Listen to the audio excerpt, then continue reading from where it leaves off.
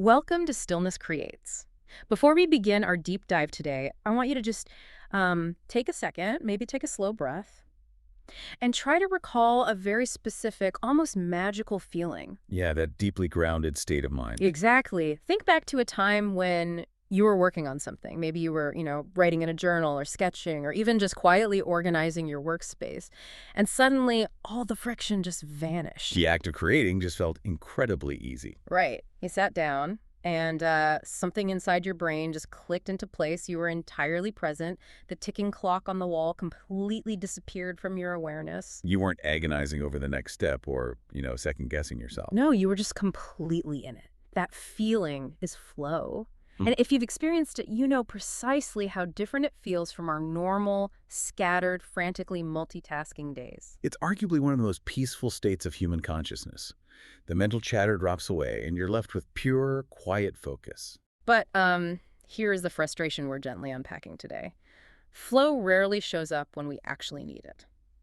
So today we're doing a deep dive into an excerpt from episode 3 of Mastering the Art of Effortless Flow. And the mission here is total demystification. Exactly. We want to take this elusive idea of flow, which usually feels like some random mystical muse that we just desperately wait around for, and reframe it as a predictable state, something you can calmly cultivate for your own projects. Because it really isn't magic. It's simply a neurobiological state. Right. But to access it predictably, we have to unravel a massive misconception. And what's that misconception? It's the deeply ingrained belief that if you aren't feeling it, you just need to force it. Oh, right. Our default setting is almost always brute force. I know when I sit down to write and the words aren't coming, my immediate reaction is to push harder. Yeah, we tend to clench up. I furrow my brow, grip the pen tighter, and try to aggressively mandate my brain to get in the zone. But the central thesis of our source material completely rejects that approach. Flow doesn't work like that. No, it fundamentally cannot be forced. It has to be allowed. The word allowed is really beautiful there. It makes me think of trying to catch a butterfly. The more aggressively you chase it, the more frantically you swing the net, the more it eludes you. That's a perfect analogy. Mm-hmm. And it comes down to how the nervous system operates under pressure. When you try to force an outcome, you introduce tension. You're basically telling your body there's a problem. Exactly. You're signaling to your nervous system that there's a struggle or a threat. Mm-hmm. And your brain responds by releasing stress hormones like cortisol and adrenaline. Which are great if you're in physical danger, but absolute poison for complex, calm, creative thought. Flow requires a baseline of neurological relaxation. Your brain simply cannot enter that deeply immersed state if it's flooded with the chemical equivalent of an alarm bell. it's so much like trying to fall asleep. If Yeah. you've ever had insomnia, you know the absolute worst thing you can do is aggressively demand that your brain shut down. Right. Yelling at yourself to go to sleep never works. You squeeze your eyes shut, you clench your jaw, you stare at the ceiling, and the harder you try to force sleep, the more intensely awake you become. You can only set up a dark, quiet room, lie down, and just allow it to happen. In sleep, as with flow, your frantic attempts to manufacture the outcome are the exact things preventing the outcome. Okay, I conceptually get the biology, but realistically, this idea of allowing, it feels like it's kind of at war with modern life. We live in this relentless hustle culture. We really do. We're taught to be combustion engines. Yes, we're practically brainwashed to believe that suffering and force are the prerequisites for good work. If you just stare harder at the screen, you'll break through. And that engine analogy is precisely why everyone is so exhausted. Human cognition isn't a combustion engine. It's organic. It requires an ecosystem. So hustle culture demands that you sprint through a brick wall, but flow just gently asks you to open the door. Exactly.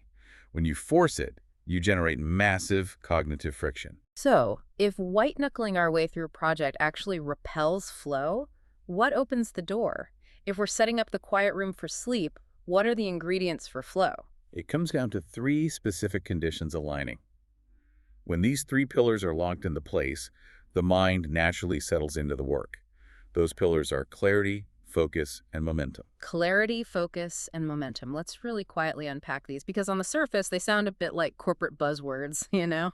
They do, but when you look at how the brain processes them, it's profound. It seems like the biggest initial hurdle isn't actually doing the work. It's figuring out what the work even is. That is the essence of clarity. The human brain hates ambiguity. If the task is vague, like telling yourself, I need to work on this big project, your brain sees a massive, undefined mountain. And it doesn't know where to start, so it just hesitates. Right. And hesitation burns cognitive energy on decision-making rather than creation. Yeah. Clarity means knowing the exact specific next physical action, just the immediate next step. And if you don't have that, you just sit there paralyzed. I've opened a blank document and frozen so many times. We all have.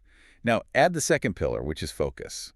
This is about gently eliminating competing inputs. If your attention is fractured across, notifications, open tabs, and ambient worries, your working memory is constantly overloaded. So focus means giving your attention one and only one safe place to land. Exactly. Which brings us to the third piece, momentum. Having already begun the physical or mental act of the task. Okay, wait. This is where I hit a massive paradox in this whole framework. A real chicken and egg situation. Oh, the starting paradox. Yeah. If I need momentum, meaning I've already started in order to get into flow, how does that work? I usually feel like I need flow, or at least a tiny spark of motivation, just to get the energy to start in the first place. It absolutely feels like a trap. We wait for motivation to strike so we can begin. But the biological reality operates in reverse. Action precedes motivation. Wait, action comes first. Yes. When we think about starting, we imagine the energy required to finish the whole marathon. But the momentum required to enter flow only requires a microscopic energy needed to take one single step, Like just typing one sentence? or sketching one line.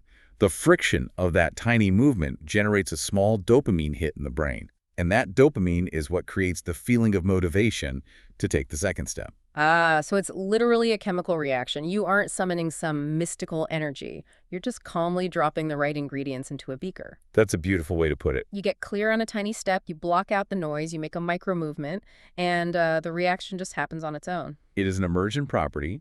You curate the conditions, and the state emerges. Okay, logically this makes complete sense. But let's ground this in everyday reality.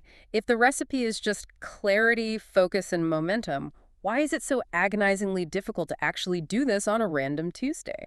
Well, because the modern environment we operate in is actively hostile to all three of those pillars. You aren't failing because you lack some inherent character trait. No, not at all. You are struggling because you are trying to cultivate a delicate state of mind in the middle of a cognitive war zone. The enemies of flow. Distractions and endless input are the obvious ones. Our phones, the news, the constant pings.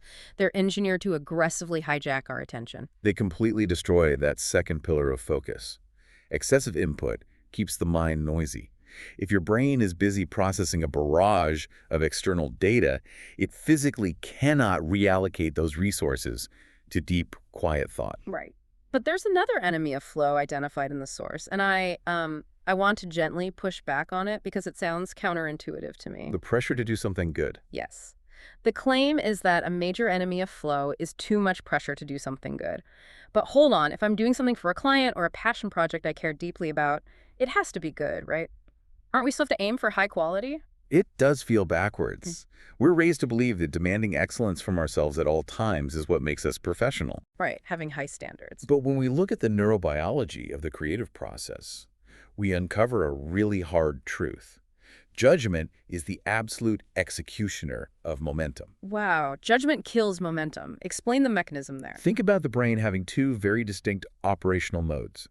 You have your inner creator, which generates new ideas and produces raw material, and you have your inner critic, which analyzes, evaluates, and edits. Okay, creator and critic. The problem is, you cannot neurobiologically run both of those processes at the exact same time. When you sit down with the immediate crushing pressure to write a perfect paragraph right out of the gate, you activate the critic before the creator has even taken a breath. So you're essentially driving with your foot gently pressing the gas, but the emergency brake is violently pulled up. Exactly. The creator tries to generate a sentence, and the critic immediately analyzes it, finds it flawed, and hits delete. You stop. You hesitate. And what happens to our pillars? Momentum is dead. Clarity is clouded by self-doubt. You go nowhere, but your brain is burning massive amounts of energy fighting itself. So the profound shift here is realizing that high quality is the result of being in a flow state. It is not the prerequisite for entering it. That is the key. You have to give yourself permission to produce garbage initially. Yeah. Movement is so much more important than quality in the first 5 minutes. Because once the flow state engages, Your subconscious competence takes over, and the quality naturally elevates. Precisely. But if you demand perfection before you have momentum, you stall out permanently. Okay, so if judgment is the brake pedal, how do we practically take our foot off it? Knowing this is great, but how do we guide ourselves to bypass that pressure and just start? This is where we operationalize those three pillars into a calm, real-world routine. Hmm. It starts with manufacturing clarity by shrinking the task down to an almost absurd degree, Right, avoiding those vague, terrifying goals. You don't sit down and say, I'm going to write a whole chapter today. because that wakes up the inner critic immediately. It's a high-stakes demand. Instead, you define an impossibly small task. Yeah. I'm going to write 3 sentences, or I'm going to sketch one rough circle. By shrinking the scope, you completely remove the cognitive resistance. The brain looks at write 3 sentences and categorizes it as a non-threat.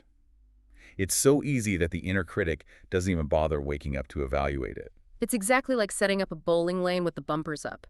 By making the task that microscopically small, you put the bumpers in the gutters. You make it virtually impossible to fail. All you have to do is just gently push the ball forward. And to make sure that ball actually rolls, you have to protect your focus. Closing the tabs, silencing notifications, carving out a quiet physical and digital space. Giving your attention room to breathe. And then comes the momentum piece, starting before you feel ready. Just writing those 3 terrible sentences without evaluating them. Because that action triggers the dopamine, which fuels the next 3 sentences, which builds the momentum and eventually cascades into flow. You engineer an environment where forward motion is just the path of least resistance. Hey. So let's talk about what happens next. You lower the stakes, you carve out the quiet space, you start without judging, and suddenly, you feel it. The friction fades. Time softens. You are in flow. But the challenge changes completely in that moment. Right. It's no longer about starting. It's about keeping this incredibly fragile state alive. Entering flow is genuinely only half the journey. Maintaining it requires a fierce defense of your stillness. The rule is absolute. Once you are in flow, you must protect it from fragmentation. No task switching, no checking the inbox. None. But let me ask a highly relatable question for all of us listening. You hit a natural snag. You finish that first paragraph, and your brain just wants a tiny breather. Does checking your phone for literally 2 seconds actually destroy the whole state? Yes. Sadly, it absolutely does. Wait, really? Just 2 seconds? Yes. And it has nothing to do with time. It has to do with how your working memory functions. Yeah. When you are in flow, your brain has loaded a massive, complex architecture of information regarding your task into its working memory. Like having a huge, intricate file open on your computer's RAM. That's a great way to visualize it. When you glance at your phone to read a text message, your brain cannot hold that deep work file and process the new social information at the same time. It has to dump the flow state data to load the text message data. Exactly. This is called context twitching. But even if I put the phone down immediately, my brain doesn't just instantly snap back to the deep work. No, because of a phenomenon known as attention residue. Part of your cognitive bandwidth is still processing that text message, wondering what it means or thinking about your reply. So you sit back down, but your clarity is clouded and your momentum has crashed. And research shows it can take the brain upwards of 20 minutes to fully reconstruct that complex working memory state you destroyed with a 2-second phone check. 20 minutes of lost deep peace for a 2-second distraction. That is a heavy cost. It's a massive cognitive tax. If you do that 3 times an hour, you are perpetually stuck in the shallow end of your own mind. Guarding the perimeter of your attention isn't just a productivity hack. It's a fundamental requirement for operating at your most peaceful, capable level. Your undivided attention is the most potent, valuable resource you possess. So as we bring this deep dive to a close, let's distill this down for you.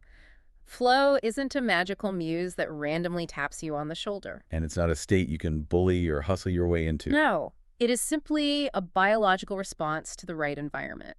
The natural emergence of clarity, focus, and momentum. Whenever you feel stuck, whenever the friction feels unbearable, just stop. Step back. Lower the stakes. Find one microscopically small task. Remove the digital noise. And just gently allow yourself to start moving without the suffocating weight of judgment. When you stop fighting your own neurology and start curating the conditions for stillness, flow goes from being a rare miracle to a quiet, reliable companion. It's always right there, waiting for the noise to clear. But before we go, I want to leave you with one final thought to ponder today.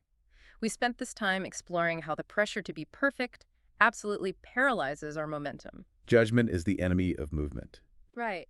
So, if flow, our most brilliant, peaceful state of creating, naturally emerges only when we lower our expectations and stop judging ourselves, could it be that our intense ambition to be flawless right out of the gate is actually the single biggest obstacle to our own brilliance?